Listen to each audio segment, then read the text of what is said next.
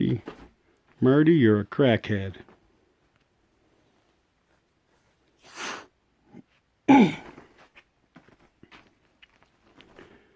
This is bedtime, guys. I should be hitting the rack right about now, but this is when Marty decides it's time to have a little fun on the bed.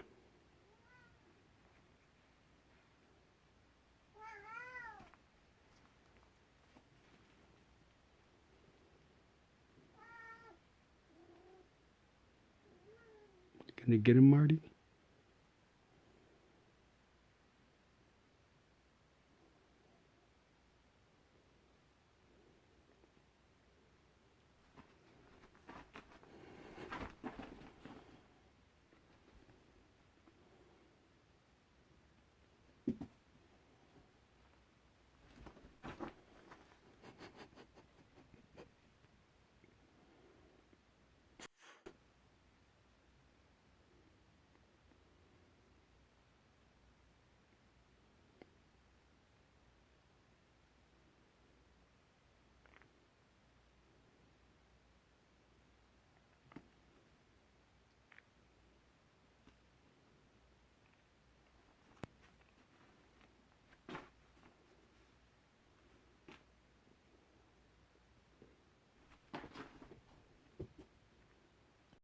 Okay, our next step here is to work on the tuning mechanism and some on this tuning capacitor. Namely, we need to get these grommets replaced. They're pretty bad. You see that? It's kind of like a crispy chocolate chip cookie when they really need to be like one of those soft kind that you get, the chewy kind. So let's get these out. That will, and I'll remove these two screws down here at this end. These two nuts, or these three nuts, and this thing will lift off and leave the tuning capacitor sort of dangling there behind it. So let me get my 1/4 inch driver, and we'll take these actually, you know what I'll do first is I'll get these screws off, and I think I can do that with a 1/4 inch driver too, although sometimes these have sort of rounded heads and they're hard to work with. So let me see if I can get that done. Driver's too short. I can do it at an angle, but putting it in is going to be a little bit tougher because I won't be able to put it in at an angle, but I can do this. It's probably bad form, and somebody will scold me in the comments, but I'm not going to strip it. Well, that one doesn't want to come loose that way. There's always one, right? There's always one. Get that on there. I just don't like straight... I don't like standard screws much.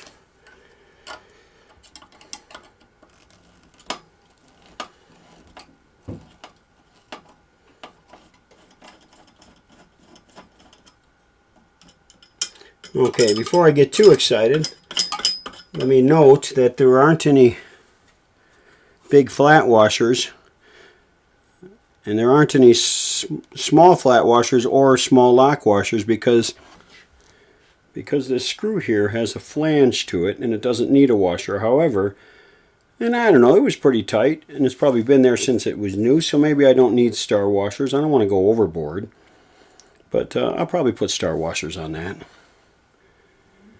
So let me get these two where they're safe and sound so I don't lose track of them. I'll put them back in the holes probably. Alright, these should come out much more simply. Alright, that one wasn't even very tight. Probably because the rubber is all shrunken and so it makes everything loose. So there's the nut, and there's a small, looks like it's made of brass. And a small flat washer, and I think, I don't know, maybe it's, nope, it's not brass. But anyway, there's one there.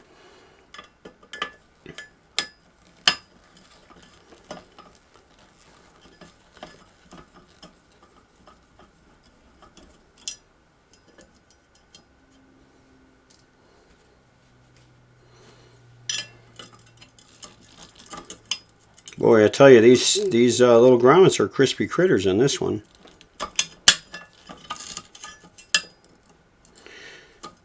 Now these are just small. They can be black, they can be the yellow gum rubber, whatever works and whatever you have. These aren't, I've never seen these called out on any list as a special grommet. So I tend to use black rubber, standard rubber grommets. I never use the PVC grommets. They're too hard to work with. That's what you get mostly at Harbor Freight or cheap PVC ones. I like to get natural rubber. And I'm running low on them, so I need to order up another stash of them. Here we go. Okay, so now I have all these loose, and you see, if you look very close here, especially if I move the debris out of the way, you'll see that in this grommet is another one of those bushings that prevents you from over tightening it and squishing the grommet. So when I lift that off, that bushing will probably be left behind on top of the tuning condenser, but they might stay in the grommet and I have to pluck them out. So let's lift this up, nothing to it. Okay, there you go, lifts right off of there. And you see there's the back side of these little bushings. These are not flared, these are just straight cylinders, which makes it easy to get them out, but sometimes they're flared. It just depends on the application. So I'll just get in my needle, my little tweezer nose in there and just get them started. What I'm trying to do is not tear up the grommet so that I have something to look at when I go find new ones. Alright. Okay, there is, it's just a little cylinder. Okay, it's about, looks like it's about 5 millimeters long and about, I don't know, 3 millimeters inside diameter, maybe 5 millimeters outside diameter, something like that.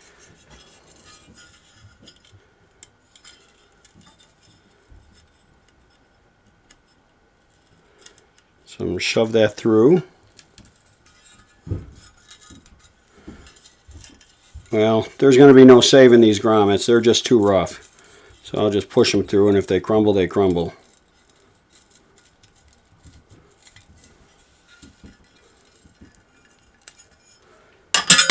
Yikes. Alright, another bushing. You see how rough these are. These were gum rubber, so if I can find gum rubber in this size, that's what I'll use. One more. Let me go ahead and get this grommet out of here.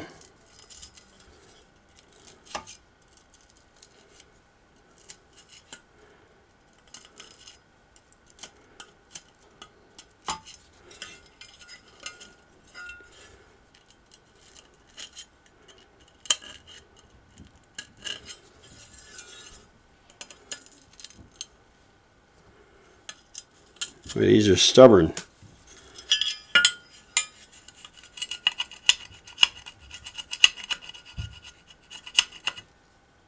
I'm trying not to scratch up this nice copper coating on this thing. I've never been able to quite figure out, is that a paint or is that some kind of anodizing? What is it? But they look nice. But it's still a steel chassis underneath, and if you don't believe me, you grab a magnet and you'll see.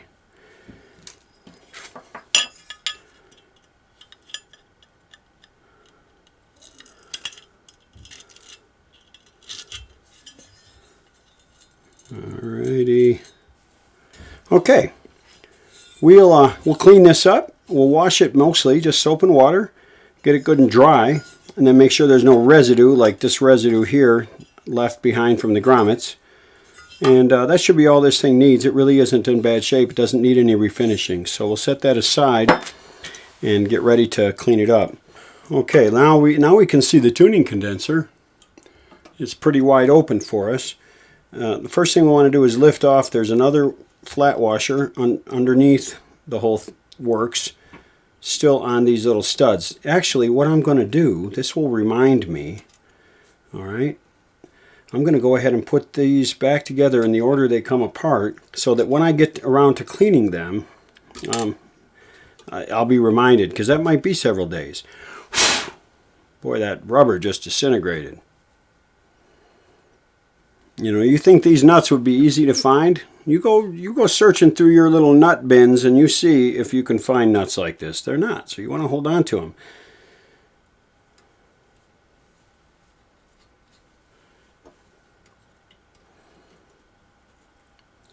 Now that I've got this thing all apart, the first thing I'm going to do before I do any other cleaning is to vacuum the whole works. Because if you know me and you've been watching any of my videos at all, you know I hate icky. And this is pretty icky. So I should be able to... Let me grab my grabber screwdriver. Every now and then in a video I'll show off my grabber screwdriver. This thing is very vintage. My grandfather gave this to me.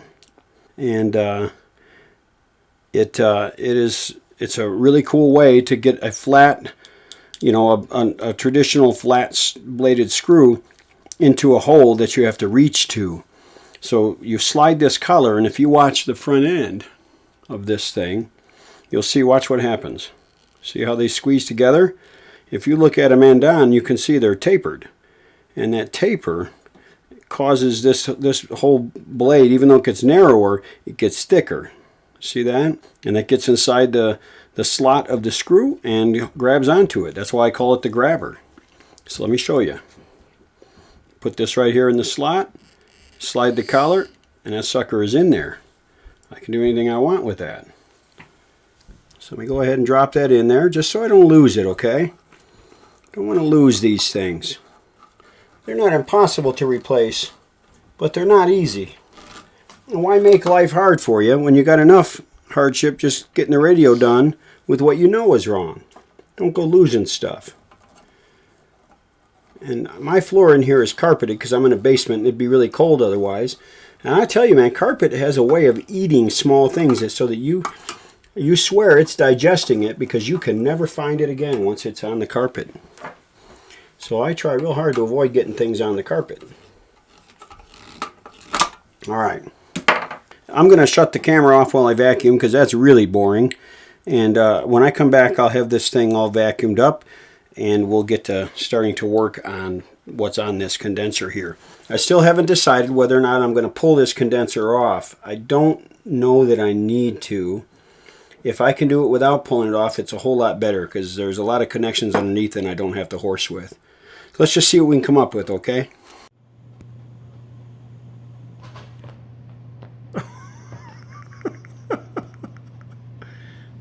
Are you going to take that, Fred? Are you going to put up with that, Fred?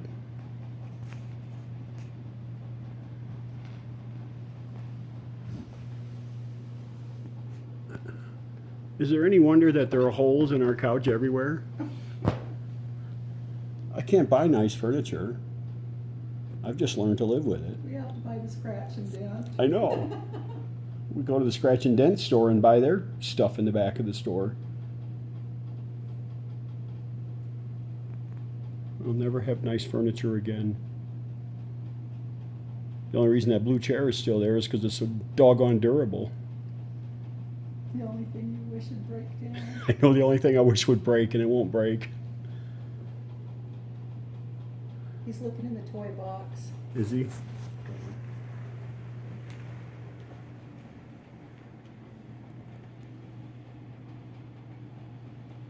Are you going to get a toy?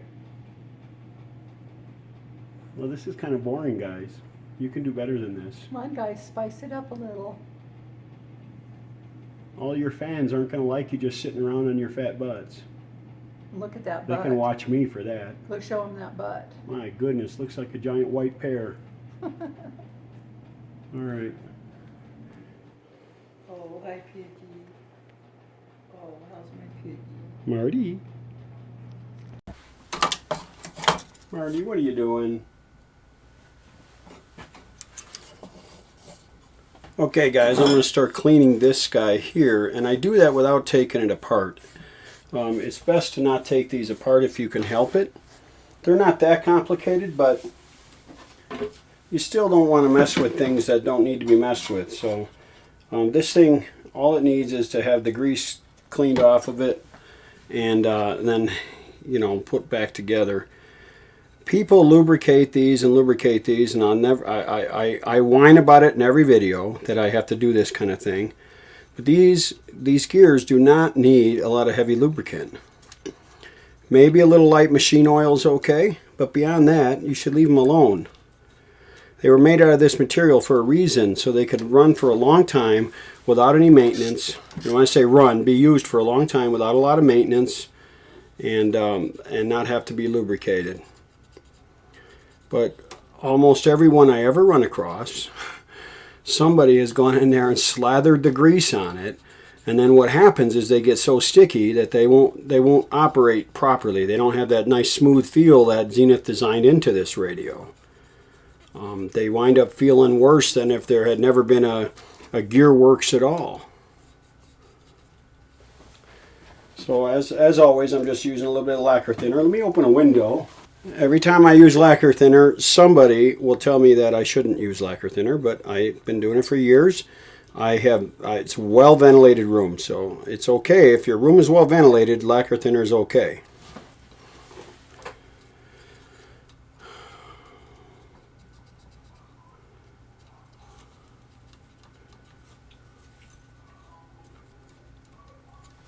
Sometimes the grease will get so embedded into the gears that you wind up having to use a little awl to clean it all out. And I think that's what I'm going to have to do on this guy. So this little pinion gear right here is important, and that's really important that that guy be clean. Right now I'm going to pull this little clip out, and I'm going to set this clip aside and clean it off first. And I'll put this back on after I've cleaned the gear. I'm not going to remove the gear. I'm only pulling this clip off so that I can get to it and clean it properly. Set it right over here. And let me do this. It's a little bit messy, but it gets it clean. Get my little bit of lacquer thinner on the toothbrush. If you buy a good toothbrush, the lacquer thinner won't hurt it. You buy a cheap one, it'll make all the bristles fall out. So I use these Oral-B toothbrushes, and they work great. This one's probably, geez, I probably retired it from my bathroom sink about 10 years ago. The only thing about it, when you're doing this, the little bristles will make little droplets of lacquer thinner fly, so wear some safety glasses when you're doing this. It's the fastest way I know of to get these teeth clean, and it's the best way I know of to get them really clean.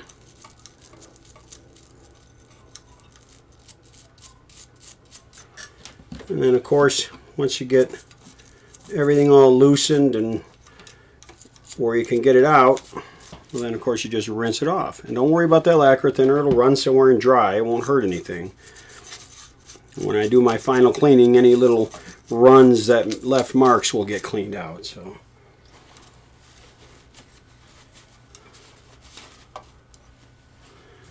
alright, let's turn this a little bit. Oops, other way. See, look at the difference. Look at that. Isn't that nasty? Why in the world someone put grease on there so it looks like that is just something I'll never get. Let's get that off of there. Wow. Sticky, nasty stuff. It's probably put on there 20, 30, 40 years ago. Doesn't matter if it was put on there 2 weeks ago. It's not good for the gears. Now these are brass gears, and let me prove that. Alright, I have this magnet I use for magnetizing screwdrivers. There you go, so you definitely know it's a magnet. See if it sticks to these gears. Nope. It's sticking to this part here, but not to the gear. See? No attraction whatsoever to the gear.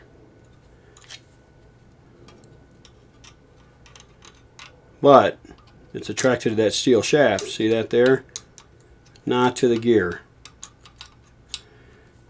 That's how I know these are brass gears. See? There's the difference. So we've established that. Why do I care whether it's brass or not? Well, if it's brass, it doesn't need all that lubricant. If it's steel, well, then it would. You got to remember, guys, that these gears are not turning fast. This is not a fast turning machine. Okay, this is not a transmission in a car, and they don't. As a result, these do not generate a lot of heat as they're being used. So you're not going to get galling from the metal. The metal's not going to be galling, so you don't need lubricant to prevent that. It's brass, which has an ability to operate well without a lot of lubricant. That's one of the characteristics of brass. That's why it gets used a lot of times. And so, you want you don't want to load the brass up with something it doesn't need, because that stuff's just going to dry and make it hard. Okay, so I'm just going to go through and clean this. This will actually get easier to turn as I get it more clean. And then I will put some machine oil down in the shaft, along the shafts, and I'll put a drop or two on the gears, just enough to put a very, very thin film. And that just helps give it a smooth feel.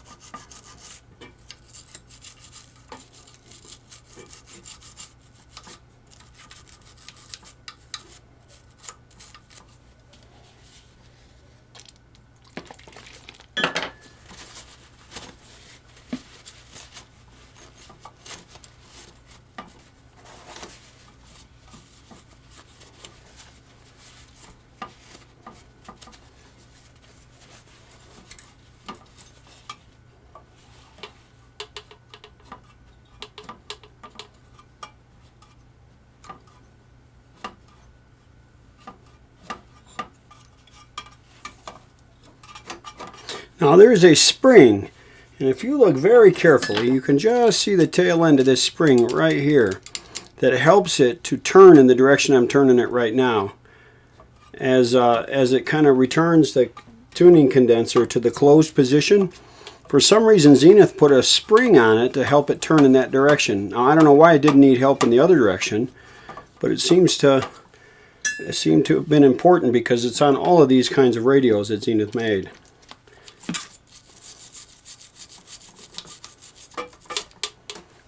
I got to remember that this thing is just suspended by wires, so I want to take it easy when I'm bouncing it around.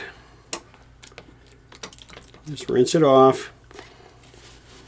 Catch most of the lacquer thinner with a towel, and then you use that towel to wipe off the dirt from the end of this thing.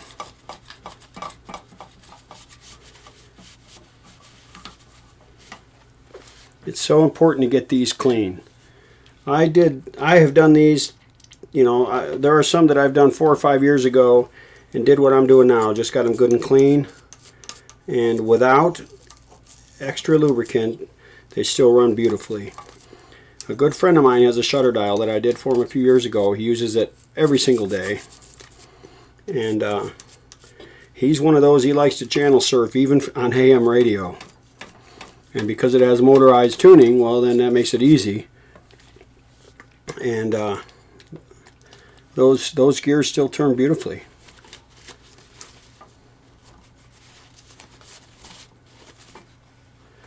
All right. Oops, I want to go this way.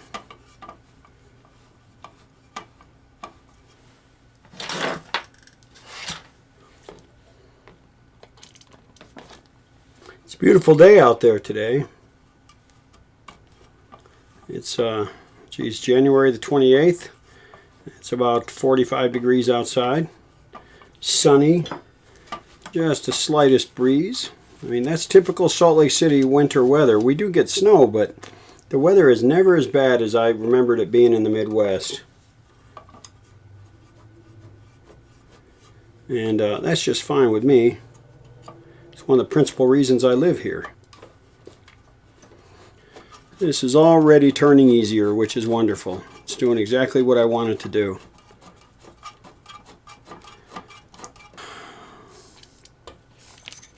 Okay, there is the coil right there of that spring I mentioned, okay? And I like to get that spring real relaxed and then get in there and clean it if I can. It's not always easy, and you definitely don't want to remove that spring. You don't want to mess with that.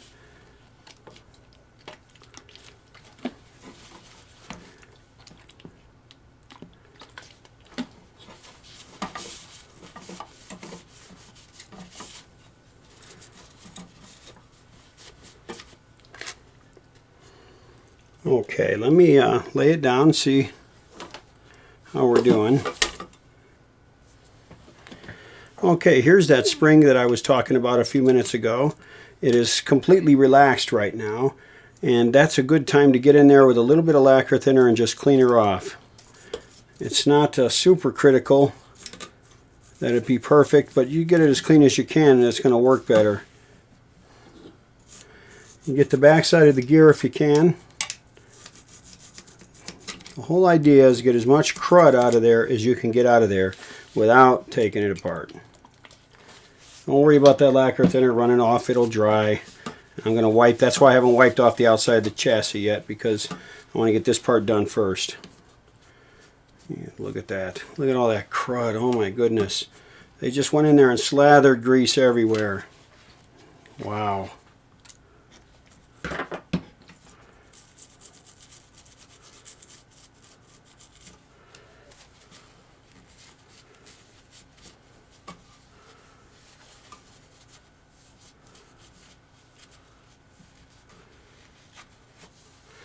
Now, I try not to squawk too much about other people's work because somebody is someday going to squawk about mine.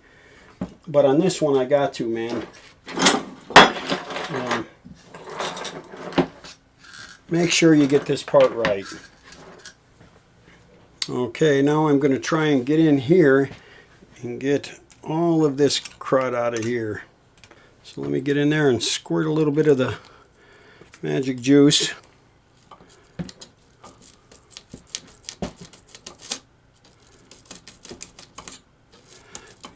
The thing you want to do is get it all wet with lacquer thinner, and then you just kind of scrub it a little bit once it's wet, and that loosens everything. It's kind of like washing clothes, right? You let it soak a little bit in the washing machine, and then with the soap there, and then it starts to agitate and works everything loose. Okay, and then what do you do after you work everything loose when it's agitating? You drain it all out of there and you rinse it. Okay, and if you're using one of those high efficiency machines, well, you don't fill it with water, but you still get it wet. Okay, and then you agitate it again. You agitate it, and then you still have to rinse it out of there. By the way, I don't like those machines. I know they're popular in Europe. They're still not that popular in the States, although they're coming around to being that, and I just don't like them. They have a lot of trouble. I work for a laundry detergent manufacturer, and I know about some of the problems. And those machines have lots of trouble with water getting trapped and molding inside and stuff like that. I just don't like them. So I'll have to keep my old-fashioned American-made Maytag washing machine going Whirlpool going for a long time, because I'm not going to be able to get one like that pretty soon. See, now it's getting to the point where I can turn it much more easily with my fingers rather than having to take advantage of the gear reduction and use that pulley. I can just grab one of the gears and turn it. Getting all this out of there is a big advantage. Okay, I'm going to do the washing machine trick now. I'm going to rinse it. It's already getting way easier, guys. Look at that. Look at that. Look at that spring is starting to work too. Watch what happens. Let me show you something. Show you how this works. Basically, the way they would operate is it compresses or it tightens that spring as the tuning condenser comes open, and then when you're going the other way, that spring helps it to turn in the closing direction. Now it's not quite there where it needs to be yet, but it's getting there. The idea is you should be able to just release this and that thing will unwind itself. And it's almost there. Almost, but not quite. So I'm going to keep going. You get it wet. You agitate it. Right? Get all those gear teeth clean. All of them. Now they may be stained, and that's okay. But you get that nasty grease out of there. Agitate it, and you rinse it. You keep doing that, and they will come clean.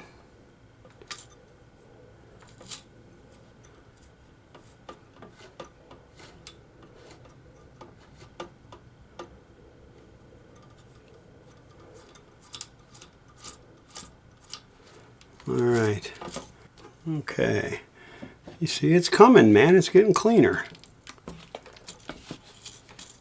You want that brass to shine, man. You want it to shine like brand new. That's the only way you're going to get it to work. See, those gears are looking better and better.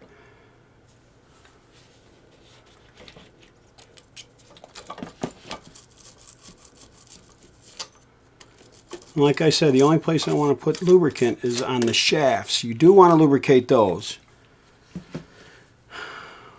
because that's going to be steel against brass, and when you have dissimilar metals, you need lubrication.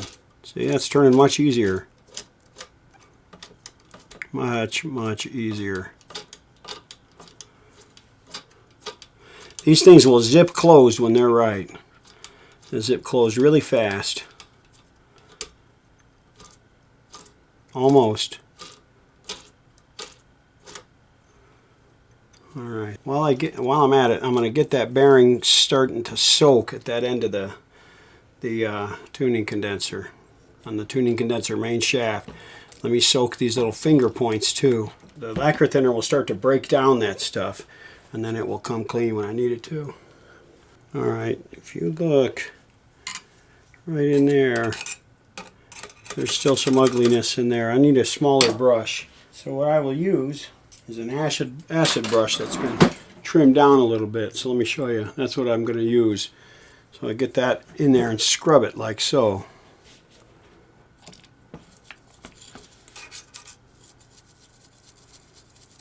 And get that brass to shine, man. Lacquer thinner's cheap. Doesn't matter. It's the best cleaner. Okay, I think it is time, boys and girls, to cut this belt off of here. Alright, and the reason I want to cut it is that's how I'll measure the length of the rubber I make a new belt with. Okay. Go ahead and pull this puppy off of there, and I will make no more cuts in this belt until I've got the new belt cut. And of course, the new belt being natural rubber, I'm going to cut it about a centimeter short of that. And then I'll glue it together, and the stretch will give it the tension it needs. Maybe a couple centimeters. I don't know yet. Alright, let's squirt a little bit of magic juice in there on that bearing. And we'll just clean it up a little bit the best we can. It's going to be fine.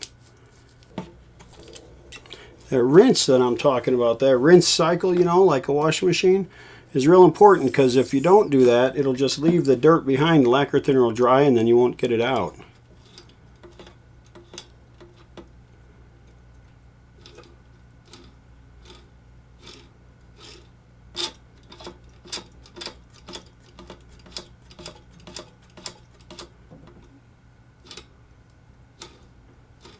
Almost there. Look at that. Smooth, eh? We'll put a little bit of grease on that bearing right in there and run some lacquer thinner through it, and that'll carry that grease in all the places I want it to go. I'll just put a little dollop of grease on this awl right here. Come in there and very gently lay that grease down on those balls. I use the awl in this case so that I have the reach to get down in there alongside the balls and kind of pack some grease in there where I need it to be. You see, I can move the balls just a little bit. Alright, and I want to turn it so that I have access to some additional ones. Now, I'm not going to be able to get all around the bearing because this thing doesn't turn 360 degrees, and for part of the rotation that it does turn, I really can't reach it because the condenser plates are in the way. Okay, now so I got some grease in there. Let's spread it around a little bit. I kind of made a mess. It's okay. Get that cleaned up.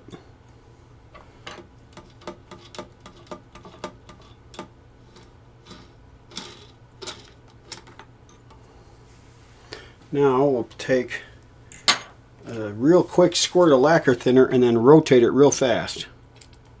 Okay, that lacquer thinner will dissolve some of that grease, and then spread it around. And then when the lacquer thinner dries, the grease will stay there, and it becomes a better lubricant. See how much easier that's turning now?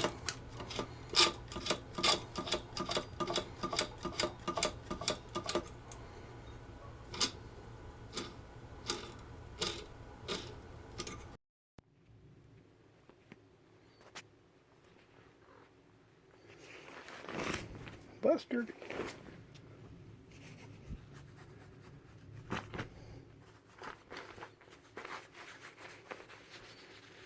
Oh. Oh. Well guys, this video as usual is going a little bit long. So let's stop here. This is a good point to stop because we're going to work underneath now on the shafts next. So why don't you watch a couple of minutes of Marty and Buster, and then we'll pick up with finishing up the clockwork and the shafts in the next vid. So from your western outpost in central Utah, big Nephi City, this is Michael. That's all for now.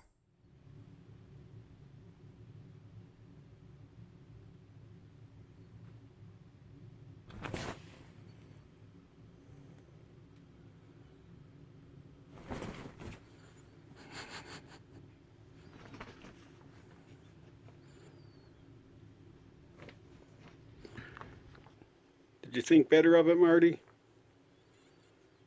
You gonna get him, Buster?